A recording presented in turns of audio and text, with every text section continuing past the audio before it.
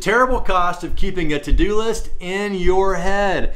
Turns out a lot of people keep their to-do list in their head, and oftentimes I find myself falling into that trap. But the terrible cost is sleeplessness, anxiety, and disorganization. So the beautiful part here is that it doesn't have to be that difficult to get your to-do list out of your head and into a centralized location where you can have a lot more success and a lot less of the negative consequences.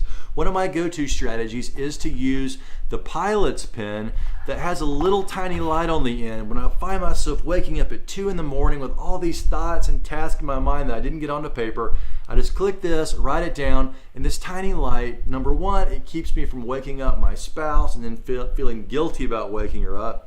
And two, I'm not waking myself up with that big, bright, shining light. And this particular strategy allows me to wake up with that list beside me, and that's the clay on the wheel for planning my workday. And I feel way more on top of things, way more organized, less stress, and you can too. So again, number one today, make sure you've got a strategy to put all of the stuff, all the tasks, all that to-do list that causes the mental clutter into a central location, whether that's a piece of paper, whether that's an app, wherever that happens to be.